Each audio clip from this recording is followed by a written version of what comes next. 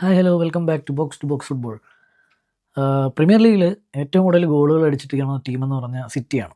സിറ്റിയുടെ തൊട്ട് താഴെ 29 ഗോളം കണ്ടായിട്ട് ആഴ്സണൽ ലീഗ് ടോപ്പേഴ്സായിട്ടുള്ള ആഴ്സണലുണ്ട്. മൂന്നാമത് ഏറ്റവും കൂടുതൽ ഗോൾ ലീഗിൽ അടിച്ചിരിക്കുന്ന ടീം ഏതാണെന്നറിയോ? Manchester United. ഞാൻ ആക്ച്വലി നോക്കിയപ്പോഴത്തേക്ക് ഞാൻ ഞാൻ ശരിക്കും ഞെട്ടി. കാര്യം എന്ന് വെച്ച് കഴിഞ്ഞാൽ ഞാൻ എന്നും കളി കാണുന്ന എനിക്ക് പോലും ആ പ്രതീതി വരുന്നില്ല. വൈ? അതാണ് ചോദ്യം. അതായത് ക്ലിയർലി നമ്മൾ തന്നെ ഫില്ല് ചെയ്യുന്നതും മീഡിയാസ് ഫില്ല് ചെയ്യുന്നതുമായിട്ടുള്ള ഈ നെഗറ്റിവിറ്റിയും ഇതെല്ലാം കാരണം നമ്മൾ 26 ഗോൾ അടിച്ചു. അതായത് ലീഗിൽ ഏറ്റവും കൂടുതൽ ഗോൾ അടിച്ച് സിറ്റിയുടെ ആഴ്സണലിൻ്റെയും താഴെയുള്ള ടീമാണ് നമ്മൾ 22 ഗോൾ കൺസീഡ് ചെയ്തു എന്നുള്ളതാണ് അവിടുത്തെ പ്രശ്നം.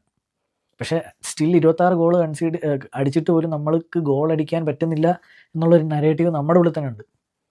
അതിങ്ങനെ ഓരോരുത്തർ പറഞ്ഞ് അല്ലെങ്കിൽ മീഡിയാസും നമ്മൾ തന്നെ ഫില്ല് ചെയ്ത് വെച്ചിട്ടുള്ളൊരു നെഗറ്റിവിറ്റിയിൽ നിന്ന് അത് മറഞ്ഞു പോകുന്നതാണ്. പക്ഷേ അതൊരു വാസ്തവമാണ്. ഞാൻ ജസ്റ്റ് അത് തുടങ്ങിയപ്പോൾ തന്നെ പറഞ്ഞു കഴിഞ്ഞാൽ ഞാൻ ആക്ച്വലി ഞെട്ടിപ്പോയി അത് കണ്ടിട്ട്. സോ അതാണ്. പിന്നെ വൂൾസ് കളി കഴിഞ്ഞു. എനിക്ക് വീഡിയോ ചെയ്യാൻ പറ്റിയില്ല. എനിക്ക് വീഡിയോ ചെയ്യാൻ ഉള്ള സാഹചര്യം ഇല്ലായിരുന്നു.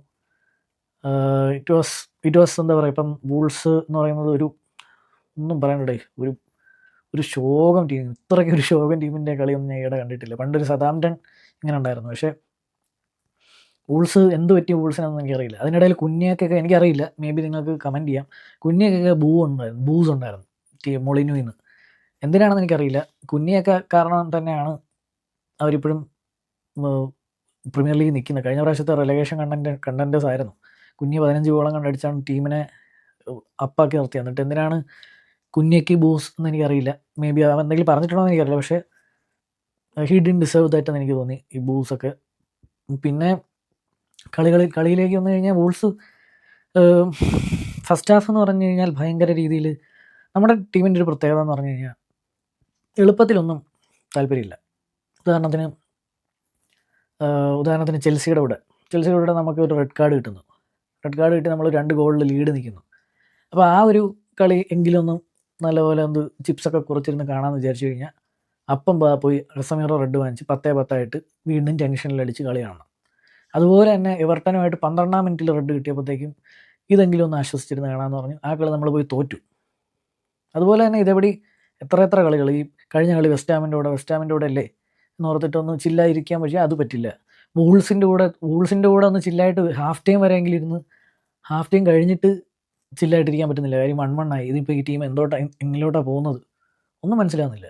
അപ്പം നമ്മുടെ ടീം നമുക്ക് ഒരിക്കലും ഒരു നല്ല എന്താ പറയുക, നമ്മളെപ്പോഴും അത് ഭയങ്കര കഴിവാട്ടോ. എൻഗേജിങ് ആയിട്ട് തന്നെ നിർത്തും. ആദ്യമേ കളി അങ്ങ് തീർക്കുന്ന പരിപാടിയൊന്നുമില്ല. അവസാന നിമിഷം വരെ ഫാൻസ് എല്ലാം കണ്ടുകൊണ്ടിരിക്കണം എന്നുള്ള രീതിയിൽ നിൽക്കുന്നതിൽ മാഞ്ചസ്റ്റർ യുണൈറ്റഡ് ഭയങ്കര രീതിയിൽ വിജയിച്ചൊരു ടീമാണ്. കളിയുടെ ഒറ്റ ഇതിൽ പറഞ്ഞു കഴിഞ്ഞാൽ നമ്മൾ ജയിച്ചതിനെ ജയമായിട്ട് എടുക്കാൻ പഠിക്കുക. പ്രീമിയർ ലീഗ് 3 points ആണ്. അത് ഒരിക്കലും ഒരു കുറവുള്ള 3 points അല്ല. എന്തും സംഭവിക്കാം. അതിനിടയിൽ നമ്മൾ 3 points എടുത്തു, എവേ ആണ്. അതിനെ ആ രീതിയിൽ പോസിറ്റീവ്ലി കാണാൻ പഠിക്കുക. ഇനി അവരുടെ കഴിവുകേട് കൊണ്ടാണ് നമ്മൾ ജയിച്ചതെന്നുള്ള നരേറ്റീവ്സിൽ വീഴാതെയും ഇരിക്കാൻ നോക്കുക. ഒരു പരിധി വരെ ആണ് എങ്കിൽ പോലും നമ്മൾ കളിക്കാതെ നമുക്ക് ചെയ്യാൻ പറ്റില്ല. നമ്മൾ കളിച്ചു. ഫസ്റ്റ് ഹാഫ് ഒരുപാട് അല്ലാത്ത ചാൻസസ് ഉണ്ടായിരുന്നു. എന്നാലും നമുക്ക് കിട്ടിയൊരു സ്ക്രാപ്പി ഗോളാണ്. അവരായിട്ട് വരുത്തിയൊരു മിസ്റ്റേക്കിൽ നമുക്ക് കിട്ടിയൊരു സ്ക്രാപ്പി ഗോളാണ് ഫസ്റ്റ് ഗോളുമായിട്ട് വന്നത്. അതിന് മുന്നേ നമ്മൾ ക്ലിയർ കട്ടായിട്ട് ചാൻസസ് ഉണ്ടാക്കുന്നുണ്ടായിരുന്നു. ബ്രൂണോ തന്നെ 2 അടിപൊളി ചാൻസ് ഉണ്ടാക്കി. ഒന്ന് ഡയലോ അടിച്ച് കളഞ്ഞു, ഒന്ന് എംബോമോ അടിക്കാൻ നോക്കി, അത് സേവ് ചെയ്തു. എന്നിട്ട് ഓപ്പൺ പോസ്റ്റിൽ നേരെ തന്നെ അടിച്ചു. അതും കഴിഞ്ഞിട്ട് റീബൗണ്ട് വന്നത് ഓപ്പൺ പോസ്റ്റിൽ തന്നെ അടിച്ച് വെളി കളയുന്നുണ്ട്. അപ്പം we had our moments, okay, we had our chances first ഹാഫിൽ. പക്ഷേ അവരെന്ന് പറഞ്ഞു കഴിഞ്ഞാൽ ഒരു 8 മണിക്കൂറിന് ശേഷം കണ്ട് ഒരു 8.25 മണിക്കൂറിന് ശേഷം ഒരു ഗോൾ അടിച്ചു. അതിന് കിടന്ന് ഭയങ്കര ബഹളമൊക്കെ ഉണ്ടെങ്കിലും അത് കൺസേണിങ് ആണെങ്കിലും പിന്നെ അതുമാത്രം അവർക്ക് കിട്ടിയൊരു നേരെയുള്ള ചാൻസ് എന്ന് എനിക്ക് തോന്നുള്ളൂ. പക്ഷേ എനിക്ക് അതിന് അത്രമാത്രം ഭയങ്കരമായിട്ട് അവരൊരു ഗോൾ അടിച്ചു, നമുക്ക് ക്ലീൻ ഷീറ്റ് കിട്ടുന്നില്ല എന്നുള്ളത് ഓക്കെ ഫൈൻ. പക്ഷേ എന്ന് വെച്ചാൽ നമ്മൾ മനസ്സിലാക്കേണ്ടതെന്ന് വെച്ച് കഴിഞ്ഞാൽ നമ്മുടെ ഡിഫൻസ് ഡിപ്പാർട്ട്മെൻറ്റ് എന്ന് പറയുന്നത് കംപ്ലീറ്റ്ലി പുതിയൊരു ഡിപ്പാർട്ട്മെൻറ്റാണ്. ഇപ്പം ഡിലിറ്റ് നയിച്ചുകൊണ്ടിരുന്ന ഡിഫൻസ് അല്ല ഇപ്പം ഡിഫൻസിൻ്റെ മാത്രം തെറ്റാന്ന് പറയുന്നില്ല. പക്ഷേ ഞാൻ ഈ ബ്രൂണോനെ പിവറ്റ് കളിപ്പിക്കുന്നത് കസമീറോ ബ്രൂണോ എന്ന് പറയുന്നതിനെ ഇനി പറഞ്ഞിട്ട് കാര്യമില്ല. കാര്യം അയാൾ മാറ്റാൻ പോകുന്നില്ല. അതുകൊണ്ട് ആ കോൺവെർസേഷനിൽ ഞാൻ വരുന്നില്ല. എൻ്റെ ഇതെന്ന് വെച്ച് കഴിഞ്ഞാൽ ഡിലിറ്റ് നയിച്ചുകൊണ്ടിരുന്ന ഒരു ഡിഫൻസീവ് ലൈനിൽ ഇപ്പം ആരുമില്ല. ഷോ ആണ് നയിക്കുന്നത്. മാത്രമല്ല ഈഡൻ ഹെവൻ എന്ന് പറയുന്ന ഒരു പയ്യനാണ് അവിടെ ഇപ്പോൾ സെൻട്രൽ ഡിഫൻഡറായിട്ട് കളിക്കുന്നത്, മസുറായി. അപ്പം നമ്മൾ നോക്കുമ്പോഴത്തേക്കും പ്രോപ്പർലി സെൻറ്റർ ബാക്ക് ആയിട്ടുള്ള ആകെ ഹെവൻ മാത്രമേ ഉള്ളൂ.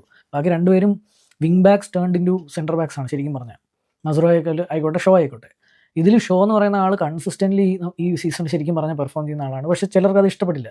കാരണം ഷോ ഇത്രയും കാലമായി ഇവിടെ ഉള്ളതുകൊണ്ടും അയാളെ വിൽക്കണമെന്ന് പറയുന്നതുകൊണ്ടും, ഞാൻ എപ്പോഴും പറയുന്ന പോലെ ഷോ വേൾഡ് കപ്പ് ഇയർ ആണ്. വേൾഡ് കപ്പ് ഇയറിൽ ഷോ ഫിറ്റായിട്ട് തന്നെ ഇരിക്കും, ഉറപ്പാണ്. അയാൾക്ക് എങ്ങനെയെങ്കിലും ഇംഗ്ലണ്ടിനോട് വേൾഡ് കപ്പ് കളിക്കണം.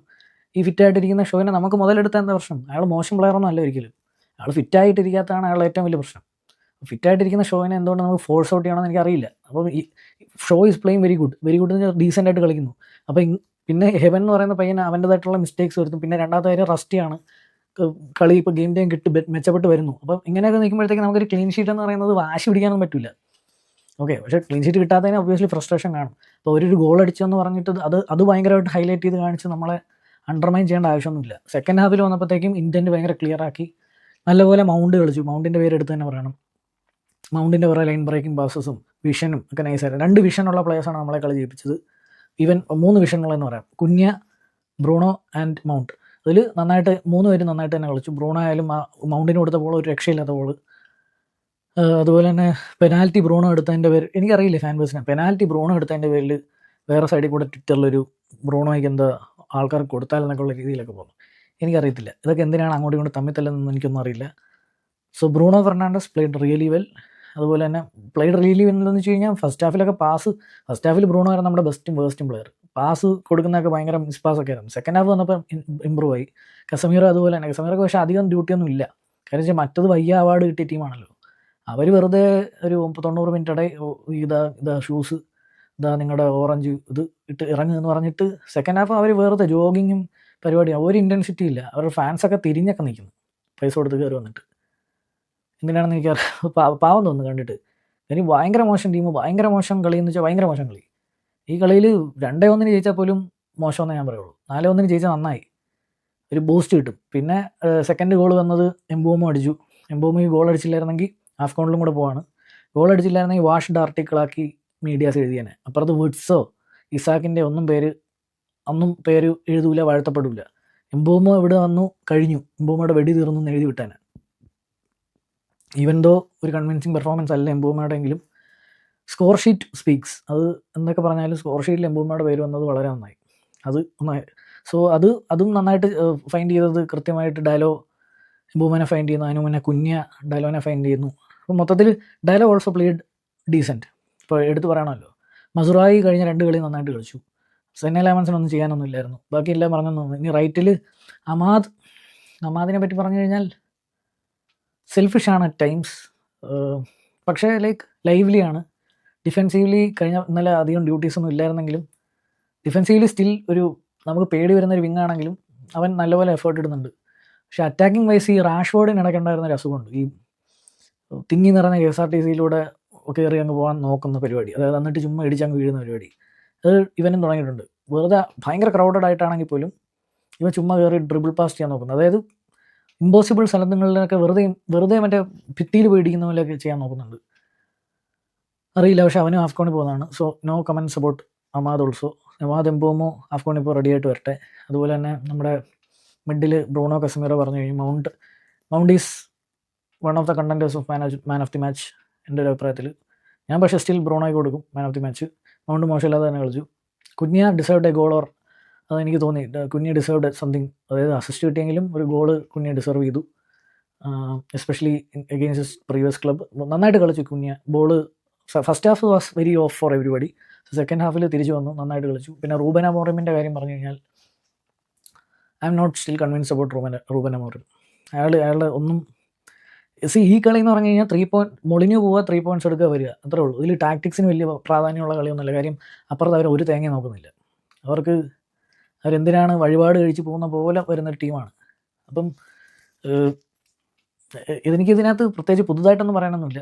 അമോറിമിൽ ഞാൻ കൺവിൻസ്ഡ് അല്ല, ഇപ്പോഴും അല്ല.